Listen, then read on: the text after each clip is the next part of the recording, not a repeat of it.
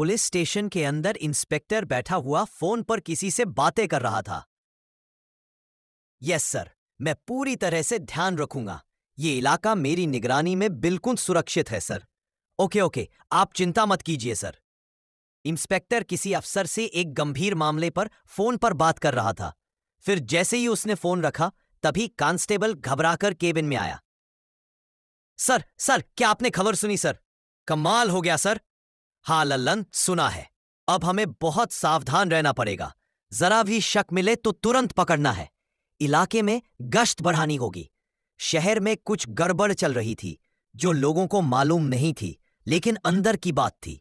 इधर इस बार गोभी बिरयानी के बचे हुए पैसों से झोलामल चाचा ने एक नया धंधा शुरू किया, मोमो का।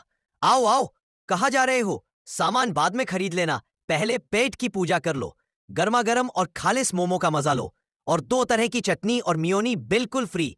आओ। झोलामल चाचा आवाज लगाकर लोगों को बुला रहे थे, तभी उनकी दुकान पर 2 अजनबी आए जिनके चेहरे ढके हुए थे और बदमाश जैसे लग रहे थे। उनमें से एक बोला, अयो लाल चटनी की दुकान, सड़े हुए फूलदान, फटाफट हमारे लिए मोमो लगा, एक्स्ट्रा चटनी और मियोनी के साथ। हाँ, अगर मोमो का स्वाद खराब निकला या स्वाद नहीं आया तो आज हम तुम्हारा मोमो बनाकर यही दुकान पर बेचेंगे। झोलामल चाचा उन दोनों अजनबियों को देखकर डर गए, फिर खुद को संभालते हुए बोले, नहीं श्रीमान, हमारे मोमो बिल्कुल खालिस और असली है। भले लोगों को खराब मोमो खिलाने में मुझे क्या मजा आएगा।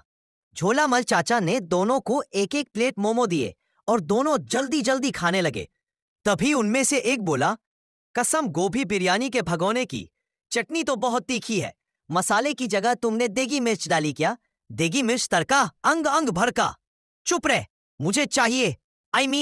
झोलामल चाचा को उनकी आवाज कुछ जानी पहचानी लगी। उन्होंने शक की निगाह से देखते हुए कहा, क्या कहा तुमने? एक बार फिर बोलो। कुछ नहीं सर, आप अपने काम पर ध्यान दीजिए। ओ माय गॉड, क्या कहा तुमने?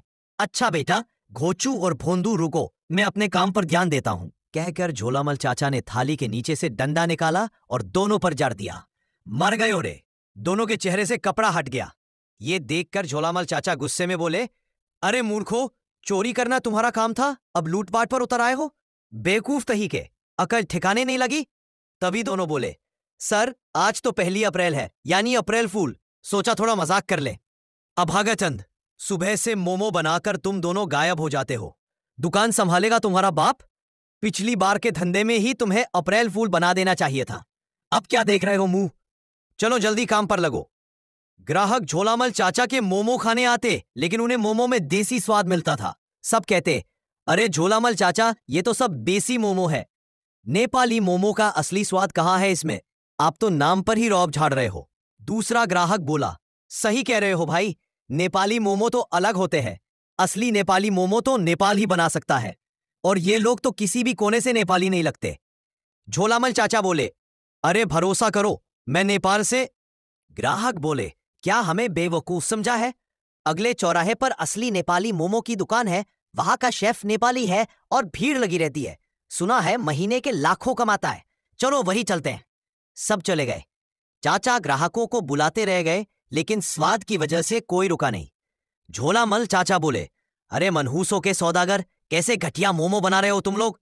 कोई ग्राहक टिक नहीं रहा। अगर चवन प्रिंट मोमो में डालेंगे और ऊपर से स्वाद चाहिए तो कहां से आएगा? वैसे भी हम नेपाली शेफ तो है नहीं, हम तो राम मारोसी कूटी किस्मत। सही कहते हो तुम दोनों। अगर चौराहे वाले की तरह महीने के लाखों कमाने हैं तो ढूंढना पड़ेगा कोई नेपाली शेफ जो बनाए असली नेपाली मोमो।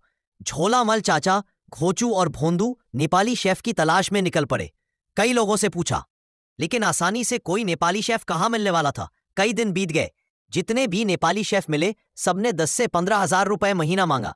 अब झोलामल खुद को इतना कहा दे पाते तो शेफ को क्या देते। एक दिन सड़क के मोड़ पर झोलामल और घोचू ग्राहकों का इंतजार कर रहे थे।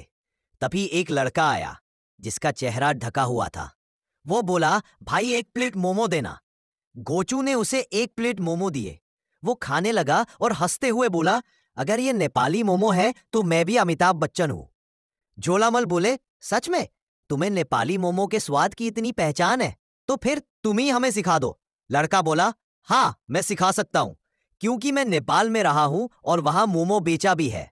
ये सुनकर तीनों खड़े हो गए और झोलामल चाचा खुशी से बोले, अरे भाई देखो तो हीरो जैसा लगता है। बैठो बैठो। घोचू क्या देख रहे हो? जाओ ठंडी ले आओ। तुम तो हमारे लिए चमत्कार की तरह आए हो। बस मोमो बना दो, सैंपल भी दे देंगे। वैसे नाम क्या है तुम्हारा और कितने पैसे लोगे? लड़का बोला, मेरा नाम तेजा है और पैसे आप जितना ठीक समझो उतना दे देना। बस मेरी एक शर्त है। क्या शर्त?